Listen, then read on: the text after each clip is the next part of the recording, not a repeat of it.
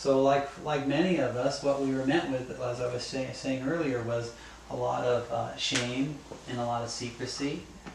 You know, and our parents and other men and women in our lives that we were learning from when we were little kids, you know, it's like that. Those are the role models. And what I realized is that there aren't a lot of healthy role models for what it is to be an empowered man or an empowered woman on this planet. And what I realized and what I started seeing is that most people, most men are walking around, and women are walking around pretending to be men and women. What does it really mean to be a man? What does it really mean to be a woman? And if we're all pretending, how can we be real? What we were taught is that real men and women are clever men and women that can figure it out up here in our minds, figure it out what we're supposed to be, who we are in our minds. We were taught that our mind and our body is what's important, right?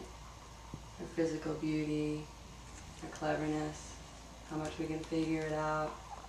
So we're running around right now in this space where, you know, in the focus of our chakras, we're trying to go. Our mind is telling us what we can express. Our mind is telling us what we can see. Our mind is telling us how we can feel, who we can love, what our heart's about. Our mind is telling us about what's powerful. Our mind is telling us about our emotional body. What is okay to feel, what's not okay to feel, what's proper to feel, when it's proper to feel, when it's not proper to feel. And our mind is telling us about our sexuality. And what a bummer.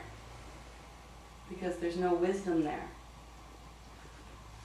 There's absolutely no wisdom there in our mind. Our wisdom is fully in our bellies. Notice where your belly is right now, in presence. How does it feel? And how often have we walked around with these super tight spaces here, cutting our wisdom off? This is our divine feminine. And that's where the wisdom lives. Can you talk about that?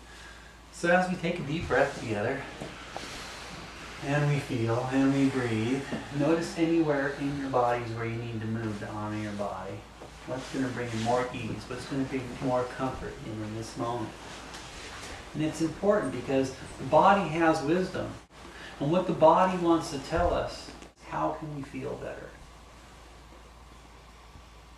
That's the body's agenda. How can we feel better? And if we get our minds out of the way and allow our bodies to speak to us, then body can share its wisdom. And that information is very important because that's what nurtures the body, creates health, creates well-being, creates a feeling of this feels good. Rather than that separation and the pain and the discomfort and the abuse that is often made by our choices, consciously and unconsciously. And then the mind steps out of the way and creates space for our hearts. What does the heart want? What's the heart's agenda? Anybody want to take a guess at what the heart wants? Connection, love. Yeah. Truth. The heart wants everything and everyone to get along. Wants everything to work out. Wants ease. Wants love.